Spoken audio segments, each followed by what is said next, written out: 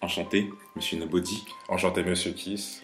Alors aujourd'hui, on est là pour parler du Top Oricon qui a publié dernièrement le classement des ventes de mangas au Japon mi-saison. De novembre 2015 à mai 2016. Voilà. Alors ce qu'on va faire, c'est qu'on va parler de la place des différents mangas dans ce classement et de nos avis sur ceci. On va commencer par le numéro 10, puis on va finir avec le numéro 1. Et attention, spoil, c'est One Piece. Alors My Hero Academia. My Hero Academia, sorti en 2014, écrit, scénarisé et dessiné par Kohei Horikoshi. Alors je sais pas si vous avez vu que sur la chaîne je faisais des reviews de ce manga, mais si vous avez vu une de ces reviews, enfin j'en ai fait qu'une seule pour l'instant en fait, donc si vous l'avez vu, vous connaissez sûrement mon avis à propos de ce manga, bah, c'est que je trouve que ce manga est génial, c'est de la bombe, c'est une pépite. Je trouve que l'auteur a vraiment bien utilisé les codes du shonen pour arriver à nous faire rentrer dans son univers. Quel univers? Oui, franchement un univers génial, avec des persos, que ce soit les persos principaux, les persos secondaires, qui sont tous intéressants, qui ont tous des qualités, tous une personnalité. J'ai adoré et voilà, je place beaucoup d'espoir en My Hero Academia.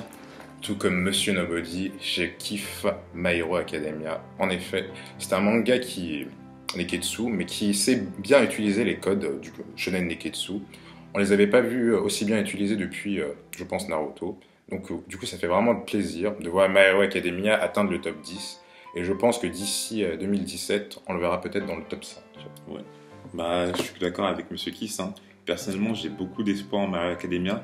Je trouve que vraiment, en ce moment, le monde du Neketsu est pauvre, qu'il n'y en a pas assez, qui sont bien écrits. Ouais.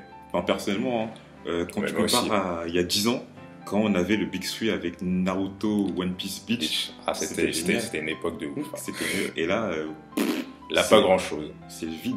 Et donc, My Hero Academia, c'est une lumière intestante. Une œuvre à suivre en tout cas, voilà. Alors, numéro 9, Tokyo Ghoul. Donc, Tokyo Ghoul, sorti en 2014, écrit, scénarisé et dessiné par Sui Ishida. Donc, Tokyo Ghoul, c'est la suite de Tokyo Ghoul.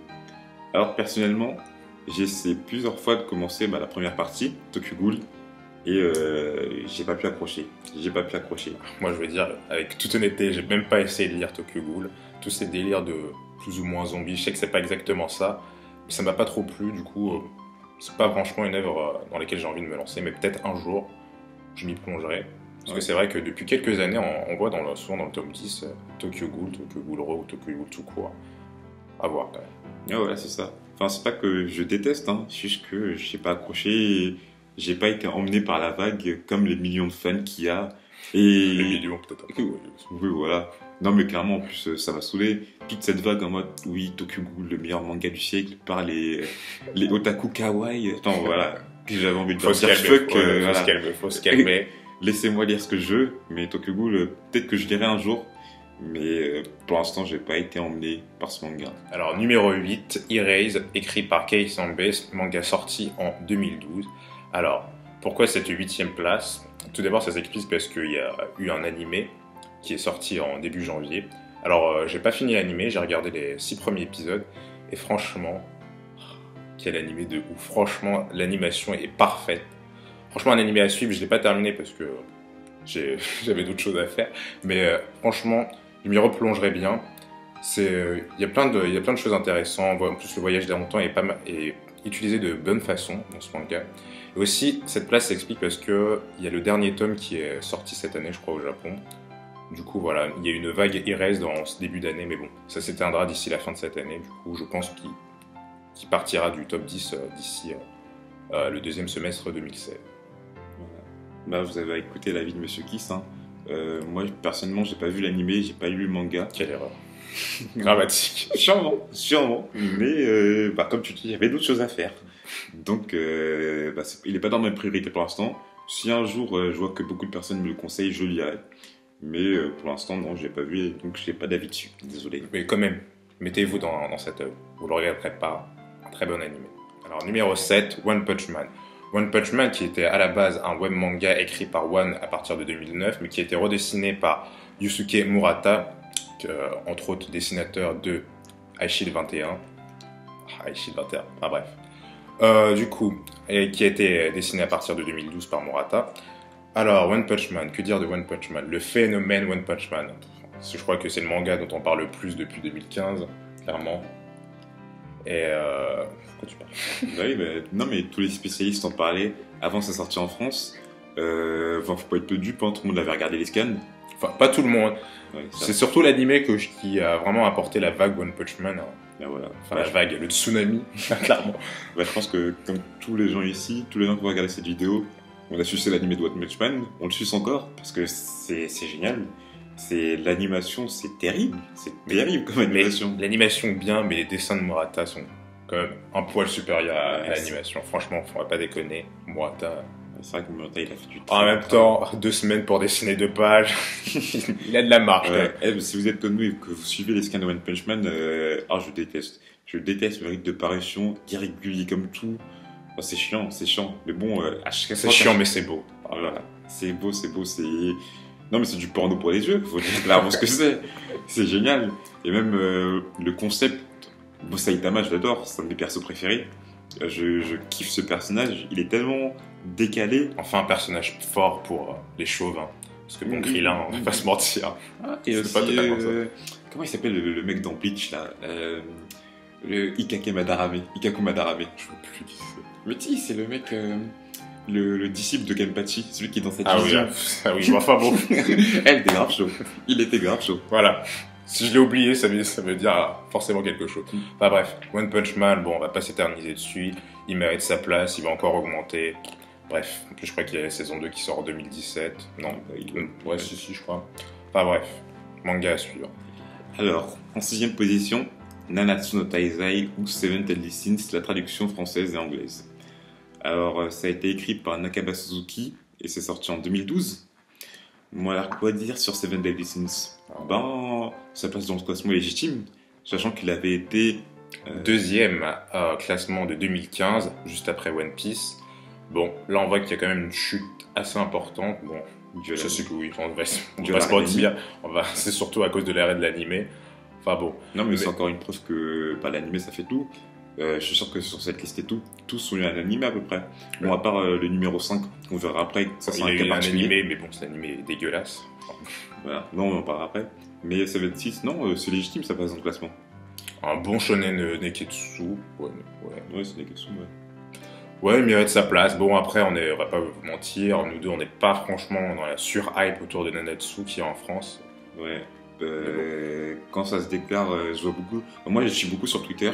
Et quand je vois la majorité de personnes sur Twitter disent que Nanatsu no Taizai est le meilleur shonen après One Piece du moment. Voilà, n'importe quoi. En vrai, c'est pas tellement faux parce qu'en termes de shonen. Bon, c'est vrai qu'il n'y a pas grand chose en ce moment. Il y a pas, du coup, bon, tout le monde se jette sur Nanatsu no Taizai. Mais bon. Après, bah, voilà, ce qu'on pense les deux, enfin, je pense que Monsieur Kiss pense aussi comme moi, c'est que déjà, j'arrive pas tellement à accrocher à l'univers. Je sais que c'est médiéval et tout, mais c'est particulier dans Nanatsu no Taizai, c'est. Je sais pas, j'arrive pas à rentrer dedans. Après, avec le dessin, quand même pas mal assez old school aussi. Ouais, le dessin, il me rebute un peu. Et les personnages. Il n'y a pas que le dessin qui rebute. Hein. Il y a certains personnages, on va pas se mentir. Mais l'audace.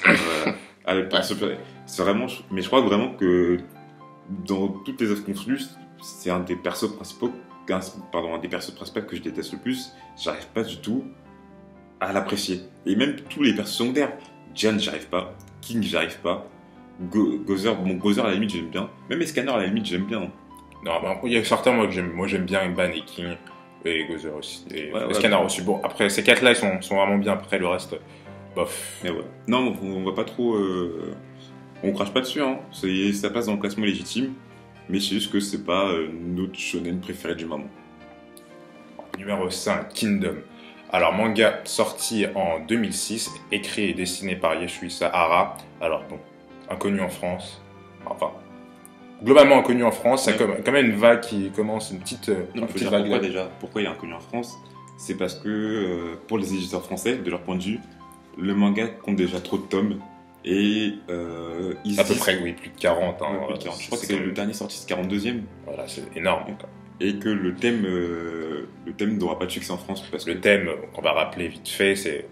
Bon, certains disent que c'est médiéval, alors que pas du tout. Enfin bref, ça se passe dans la Chine antique. Voilà, c'est sur la période des royaumes combattants. Du coup, bon, c'est très guerrier, tout ça, plus avec culture chinoise. Du coup, ça peut rebuter pas mal de personnes. C'est vrai qu'en France, il n'y a pas beaucoup de ce type de manga. Bah, il y a Vinland Saga à la limite. Ouais, d'accord, je ne sais même pas si... Non, plus à propos des Vikings, mais Oui, ouais, voilà. Non, il n'y a pas vraiment de ce genre de manga en France. Mais franchement, Kingdom, quelle bombe. Ah là là là là là là là. J'ai commencé en genre octobre 2015. Ah là là, franchement, je me suis pris une claque. Une grosse claque ça. Ah là, pour vous dire, il y avait 400 à peu près, 450 chapitres. Je les ai lus en 4 jours. J'ai fait des nuits blanches. Le premier scan m'a foutu. Je me suis dit, waouh, il y a un potentiel. Puis après, je me suis tout enfilé. Ah, mais Kingdom. Bah, en fait, on a commencé en même temps à peu près. Ouais. C'est lui qui m'en avait parlé, je crois. Bah, ouais, voilà, en fait, j'ai commencé avec lui. Et pareil, hein, 4 jours, 400 scans. Une grosse claque, ça, mais. Alors là, je me suis pris des bifs. Je me suis pris des grosses bifs. Ah, mais à droite, à gauche. Et là là là là. Et les personnages. Mon dieu, les personnages. C'est un truc de ouf. Mais c'est pas que les personnages, c'est l'histoire, le scénario, l'univers, les persos. Je te suivrai jusqu'au bout, le roi. Et ça y est, franchement. Ah, on a envie de faire l'armée. Alors, ça, franchement, on a envie d'aller en Chine, de combattre. Mais, en fait, il y a tellement de choses à dire sur Kingdom. Et en fait, ce qui nous désole le plus, c'est que c'est inconnu, c'est méconnu en France. Alors que regardez sa place dans le classement, il est 5ème et personne n'en parle. Pourquoi 5ème? On va vite fait le dire, pourquoi il arrive subitement 5ème alors que avant l'année dernière, il était, je crois, enfin, non, il y a 2 ans. Non, l'année dernière, il était encore 5ème. L'année dernière, il était 5ème, c'était il y a 2 ans, il était genre 20ème. Mais regardez, 2 ans d'affilée qu'il est 5ème et toujours personne n'en parle. C'est grâce à une émission au Japon qui est super populaire, qui a parlé de Kingdom, du coup ça a explosé. Ouais. Après Kingdom, il y a aussi un animé, mais il est en 3D, du coup on s'en fout, c'est moche. Le studio Pierrot a fait de la grosse merde des yeux. Concrètement, encore sur Naruto, franchement l'anime de Naruto il est bien, franchement l'anime de Naruto, à part les fillers d'accord blablabla, mais en termes d'animation, c'est bien fait, c'est bien foutu. Mais la 3D, c'est de la grosse merde, Donc, bref. Non, Kingdom... On fera quelques vidéos dessus, mais lisez-le. Mais clairement, si vous êtes en manque de manga, c'est le premier manga que je vous conseille d'aller lire. Allez voir Kingdom, et je vous assure... Dépasser la trentaine de scans, mais franchement, mais vous allez vous... Ouais, non, dépasser... D'arc en arc, mais c'est fabuleux, je sais pas, mais... C'est fabuleux, il n'y a pas de mots à dire. Et clairement, un grand manga inconnu, mais... dépasser les 50 premiers chapitres si vous voulez les lire. Parce que les 50 premiers chapitres, c'est vraiment pas l'esprit de Kingdom. Je crois que l'auteur, il a essayé de ça reste intéressant, clairement, mais après, c'est pas... Comparé à ce qui se passe ensuite, on peut même dire que c'est mauvais tellement la suite est bien. Allez lire Kingdom. Alors, en 4ème position, nous avons Haikyuu. Écrit, scénarisé et dessiné par Haruichi Furudate. Sorti en 2012 dans le Weekly Shonen Jump. Bon, alors Haikyuu, quoi dire dessus? Personnellement, j'ai lu le manga avec les scans et j'ai vu aussi la première saison de l'animé et la moitié de la deuxième saison. Et voilà, c'est un manga de sport sur le volet qui utilise très bien les codes du genre. Bon, alors moi, j'ai pas lu le manga, j'ai juste regardé l'animé. C'était l'été dernier. Je m'étais tout enfilé. C'était vraiment, je m'étais pris une petite claque, franchement. L'animation était franchement très bien faite, très dynamique. C'est une des meilleures animés, un des animés qui la lumière est archi belle, plus le volet, ça te donne envie de faire du volet. Je déteste le volet, mais ça m'a limite donné envie d'en faire. Et même les OST, elles sont géniales. Les OST et l'opening aussi, les 2 openings sont vraiment très bons, enfin les 4. Enfin bref, il mérite sa place, il était déjà bien classé l'année dernière. Bah, justement, ça m'a étonné que Haikyuu, même qu'un manga de sport arrive aussi haut. Parce que certains misaient sur Kuroko Basket qui est mort, on va pas se mentir. La Kuroko de Basket est un peu mort. Ouais. Et c'est Haikyuu qui a pris la relève. Non mais je crois qu'au Japon, vraiment les Japonais ils aiment vraiment bien Haikyuu. Surtout les meufs. À cause Hinata et... Comment il s'appelle encore le mec Kageyama, voilà. Le Sasuke de Haikyuu. Non mais ça fait un petit... Je suis sûr qu'elle doit faire des délires Yahu sur Tumblr ou des bails comme ça. On veut pas savoir, mais... Enfin bref. Non, voilà. Haikyuu mérite sa place. Très bon manga. Très bon manga de sport. Allez lire si vous avez envie de... Enfin, regardez-le. C'est mieux de le regarder parce que c'est un manga de sport. Non, justement, les dessins d'Haikyuu et tout... Ils sont beaux. Ils sont vraiment beaux. Mais l'animation est mieux. On va se mentir. Alors, en numéro 3, on retrouve L'Attaque des Titans ou Shingeki no Kyojin. Écrit, dessiné, scénarisé par Hajime Isayama. Sorti en 2009. Bon, qu'est-ce qu'on peut dire dessus? Bah, je pense que... Bon, on a comme tout le monde, hein, l'animé de 2012, 2013, enfin bref.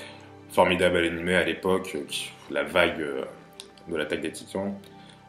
Ouais, on s'est mis dedans, puis après, bon... Non, déjà, faut parler de l'animé quand même, parce que oui, l'animé voilà. a été génial. Je me suis tout fait en une nuit. Le scénario, j'avais jamais vu un scénario aussi qui m'a autant emmené. Mais surtout le premier épisode qui nous a tous choqués, avec la mort de la mère d'Eren. Ah, et l'OST, je sais plus comment elle s'appelle, mais l'OST, et je me l'ai peut-être écouté 500 fois. Surtout les openings, oh là là. Ouais, C'était jouissif, franchement à l'époque c'était archi jouissif, tout le monde jouissait dessus. Enfin... Non, mais après voilà. Hein. Après on va pas dire. Après l'animé. Tout le monde a parlé de la Titan, tout le monde sait tout le monde sait, tout le monde a kiffé, tout le monde a été subjugué. On va pas trop parler dessus. Puis après, moi j'ai continué les scans quelques temps après, mais après ça fait 1 an et demi que j'ai arrêté, j'attends l'animé. Enfin, si un jour il viendra, il va être repoussé en 2017, il va être repoussé en 2018, tout comment c'est parti. Mais bon, il mérite sa place, clairement, bon, ça fait partie du top manga depuis 4-5 ans, voilà. Bah, moi je suis toujours les chapitres, je suis toujours à jour dans l'histoire. C'est toujours aussi cool, mais ouais, il manque l'animé en fait. Parce que je trouve que l'attaque des Titans, ça rend beaucoup mieux en animé que ça rend en manga. Ouais, surtout que bon, on va pas se mentir. Moi, ce qui m'a surtout gêné, c'est de devoir lire 40 pages avec un dessin assez aléatoire, espacé d'1 mois à chaque fois. Du coup, j'oubliais ce qui se passait avant. Du coup, à force, ça m'a saoulé et c'est pour ça que j'ai abandonné. Mais après, ça reste très bien. C'est l'attaque des Titans. Non, mais en fait, là comme on paraît saoulé par l'attaque des Titans, c'est pas du tout ça. C'est juste que, bah, en fait, la vague est passée. Et moi, j'attends une nouvelle vague avec la saison 2 pour pouvoir me remettre... se replonger dans cet univers qui est atypique. C'est génial, c'est génial l'attaque des Titans. Ce qu'il a créé à Isayama, chapeau bas. Le seul manga qui, depuis 5 ans, arrive à peu près concurrencer One Piece. Ah ouais, faut le dire, hein, parce que je crois que c'était il y a 2 ans où il a failli dépasser One Piece en numéro 1. Ah là là. Bah, oui, non, franchement, il mérite sa place. Je suis d'ailleurs même étonné qu'il soit dépassé par le numéro 2. Dont on va parler maintenant. Enfin, numéro 2. Enfin, dépassé de 20 000 ventes, hein, donc c'est pas grand chose. On va dépasser quand même. Alors, en deuxième position, le manga qui a détrôné l'attaque des Titans à sa 2e place, à laquelle il se comprenait, on retrouve Assassination Classroom, écrit, scénarisé et dessiné par Yui Matsui, sorti en 2012 dans le Shonen Jump. Bon, qu'est-ce qu'on pense de Assassination Classroom? Bon, personnellement, j'ai ni lu le manga ni regardé l'animé. Ça m'a pas, enfin, si j'avais regardé vite fait le premier épisode de l'animé, j'avais pas du tout apprécié le chara-design des personnages, tout ça. Du coup, ça m'avait un peu rebuté. Et même le personnage principal, j'avais pas cette histoire d'aliens et de classe. Bon, moi, ça m'avait pas plu. Ouais, justement, en fait, ce qu'il faut dire, c'est que dans Assassination Classroom, il n'y a pas tellement de personnages principaux. Oui, tout tourne autour de Kuro Sensei, le poulpe géant. Ouais, oui. Mais ce que dit, moi j'ai lu le manga, et personnellement j'ai bien aimé. Je dis pas que c'est mon manga préféré, mais c'est un manga que j'avais bien aimé, que j'avais apprécié. J'ai apprécié l'univers, les messages que voulait passer l'auteur, pardon. Et ça m'avait bien plu, du coup j'avais continué, j'ai lu jusqu'à la fin. Bon, c'est un bon manga, il a eu un bon début, une bonne fin. Yusei Matsui a fait son travail. D'ailleurs, cette 2e place, c'est parce que c'est la fin, clairement. Ouais. Le dernier tome. C'est pas juste à cause de ça. Oui, mais c'est en partie quand même un peu. C'est ça aussi qui a poussé les ventes. Tous les mangas qui se finissent n'ont pas atteint une 2e place. Hein. Non, mais d'accord. Non, faut dire clairement que. Hashtag Naruto. Faut dire aussi qu'au Japon, il y a un vrai culte autour de Assassination Classroom, pardon, qui dénonce le système scolaire japonais. Et je trouve que ça, c'est très bien fait dans le manga et qu'on comprend à peu près ce qui se passe là-bas. À quel point ils sont mis sous pression lorsqu'ils sont à l'école et comment les études sont importantes pour eux. Surtout que, faut parler, Kuro Sensei, c'est aussi un de mes personnages préférés, tout le manga confondu. Il me fait rire, il me fait pleurer, il me rend triste, il me rend joyeux. Ah, bah, dis donc. Ah oui, non, je te jure, Kuro Sensei, c'est un personnage génial. Donc je vous recommande Assassination Classroom. Même si je suis surpris par cette 2e place parce que je penserais pas qu'il l'aurait atteint. Mais il l'attend. Voilà. Il le mérite. Enfin, je sais pas, mais il le mérite. Surprise, numéro 1, loin devant les autres. One Piece, Teshiro, Goda, bien évidemment. Le duo Oda. Que dire de One Piece? Bah, One Piece, c'est One Piece. Hein. Faut que je le dise. Mais attention, parce que cette année, avec la sortie du film et les arcs qui sont devenus plus intéressants, parce que Dressrosa, on va pas se mentir, c'était long et un peu chiant.